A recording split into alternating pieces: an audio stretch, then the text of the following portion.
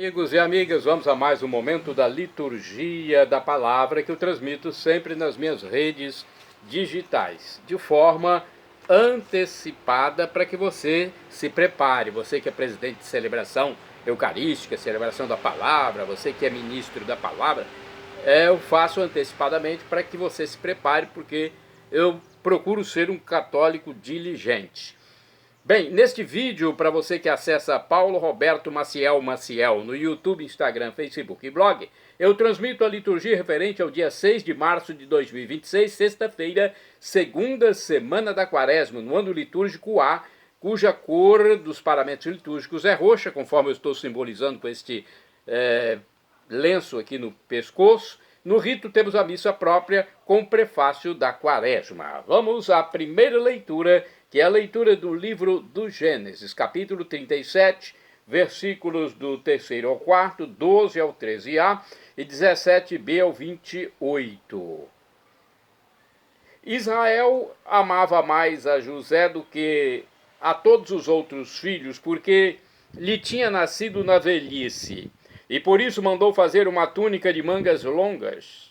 Vendo os irmãos que o pai o amava mais do que a todos eles, odiavam-no e já não lhe podiam falar pacificamente.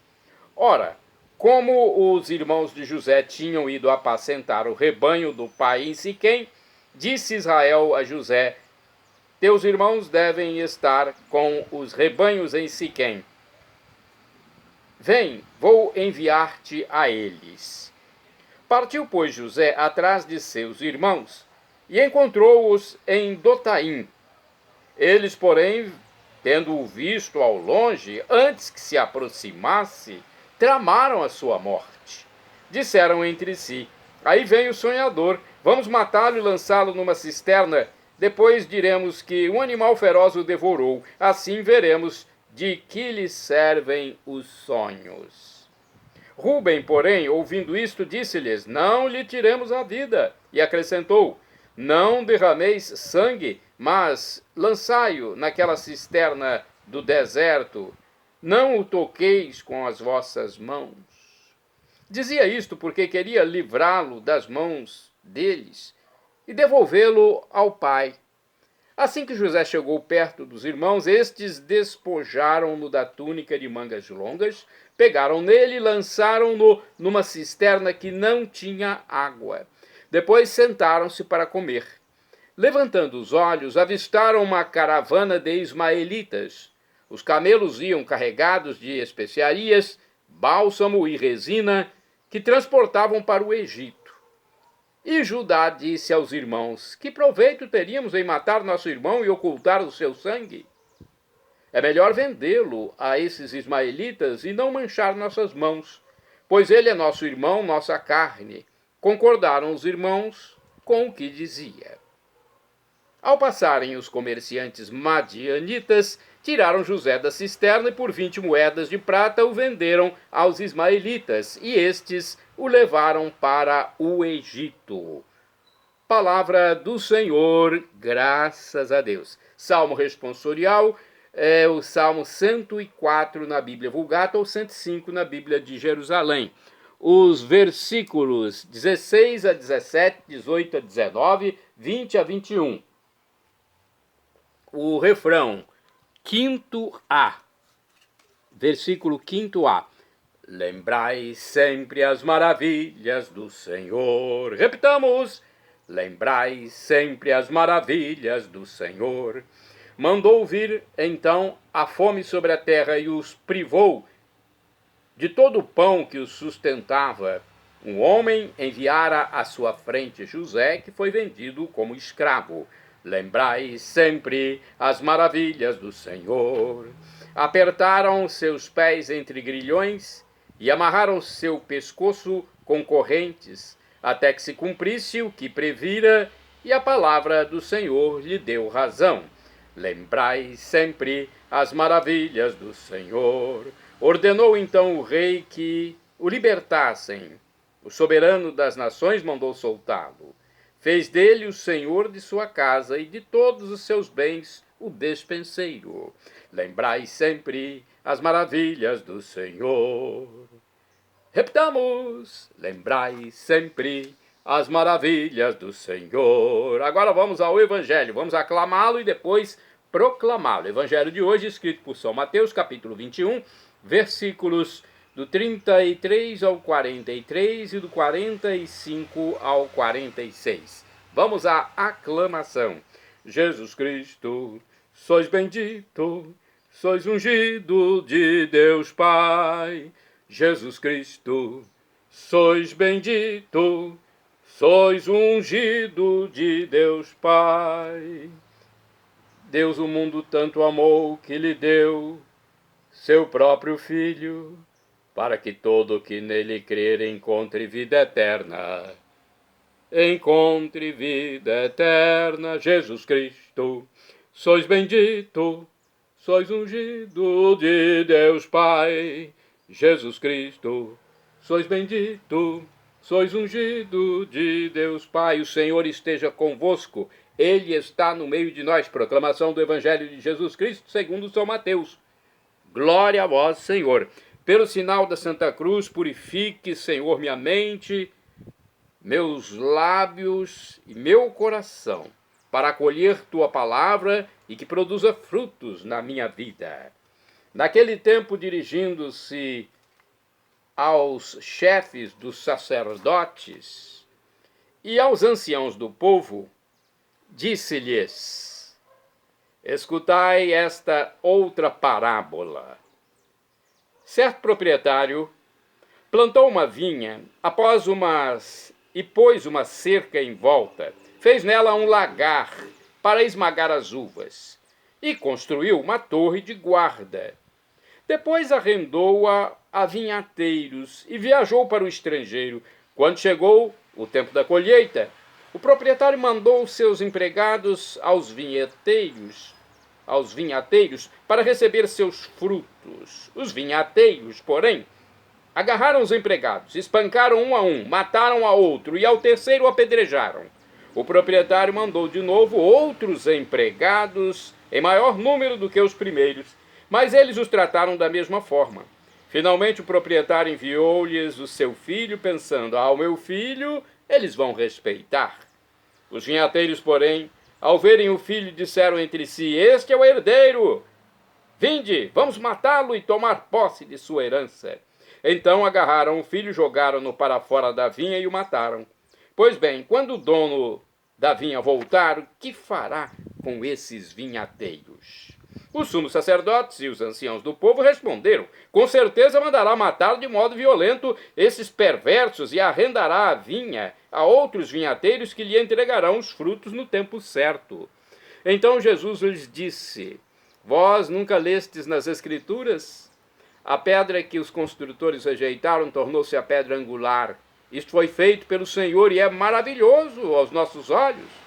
Por isso eu vos digo, o reino de Deus vos será tirado e será entregue a um povo que produzirá frutos. Os sumos sacerdotes, os fariseus, ouviram as parábolas de Jesus e compreenderam que estava falando deles. Procuraram prendê-lo, mas ficaram com medo das multidões, pois elas consideravam Jesus um profeta. Olha aí, evangelho forte, hein?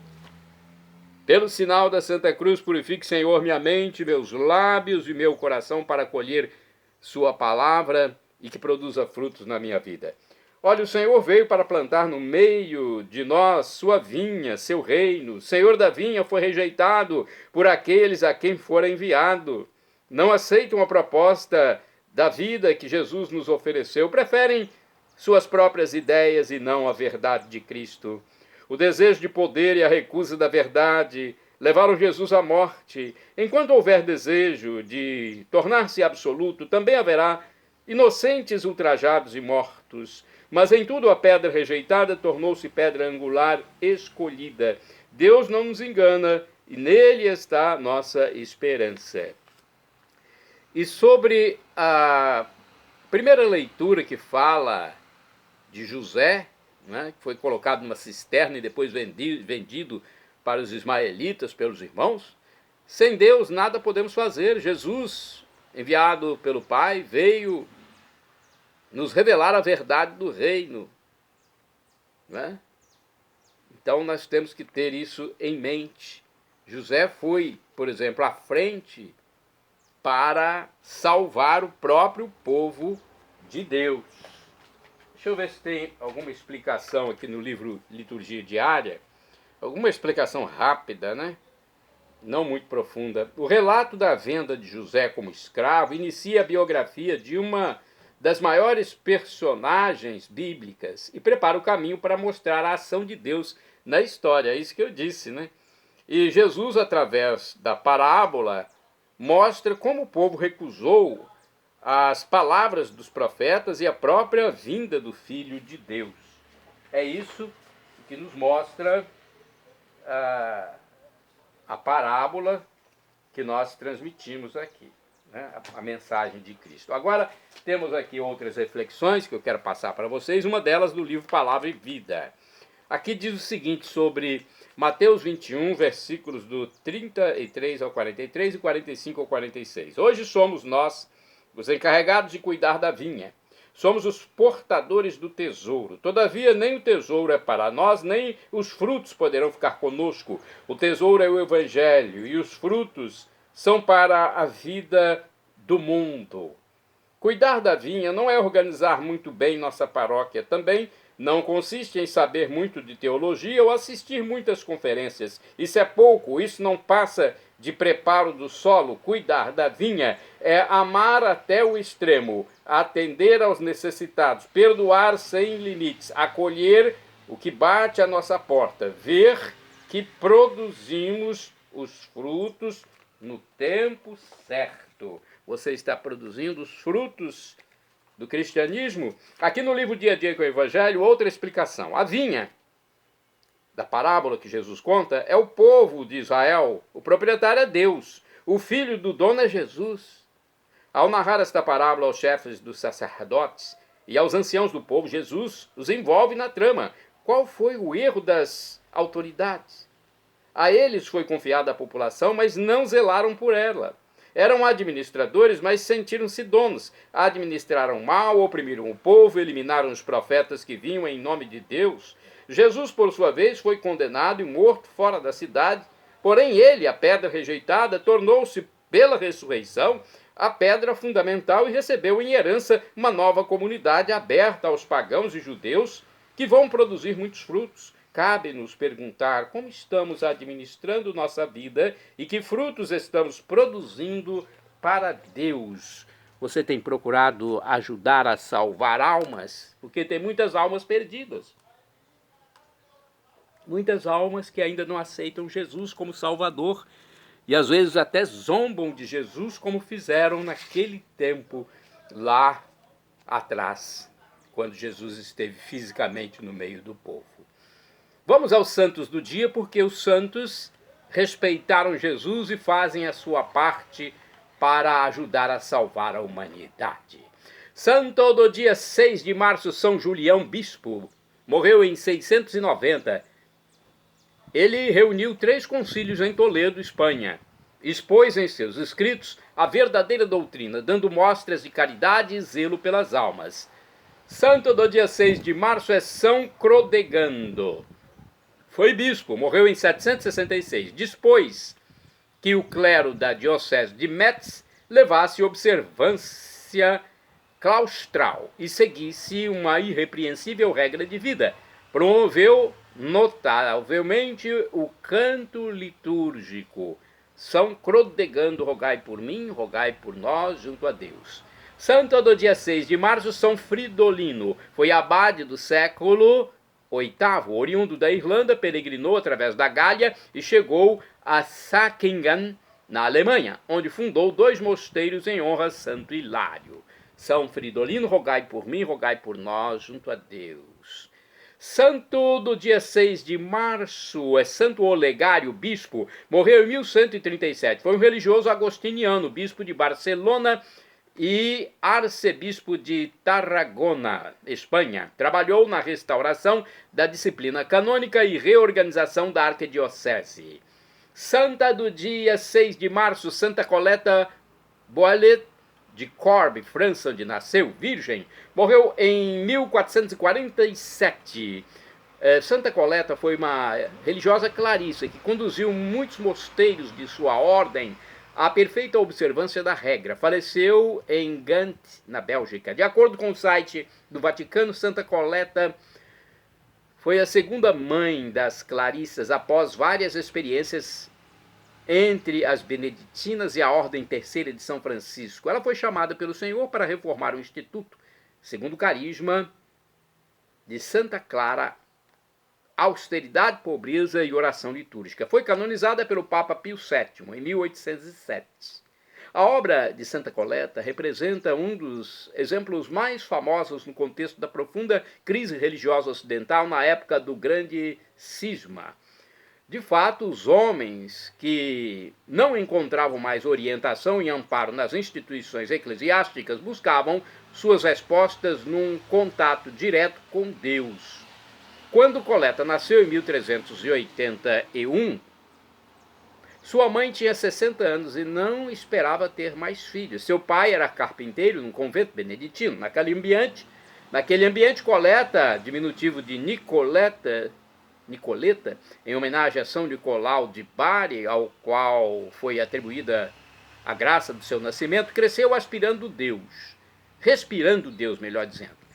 Cresceu respirando Deus. Sentiu o chamado e começou a ter visões de comunhão com Ele. Aos 9 anos, o Senhor lhe confiou aquela que seria a missão da sua vida, a reforma das clarissas. Mas foi necessário muito tempo. Coleta se preparava mediante a prática da caridade e penitência, tendo êxtases e revelações divinas e realizando atos milagrosos. Ao ficar órfã aos 18 anos, foi confiada ao abade de Corbie. Depois de fazer uma primeira experiência entre as voluntárias do hospital local, entre as clarissas urbanistas e as beneditinas, Coleta ficou titubeante, ela não encontrava o que queria e sua sede de Deus era muita. Olha que importante, ela tinha sede de Deus. De repente encontrou um franciscano, Padre Pinet, que a convenceu a entrar na Ordem Terceira de São Francisco. Enclausurou-se numa pequena cela adjacente à igreja, onde viveu trancada entre 1402 e 1406.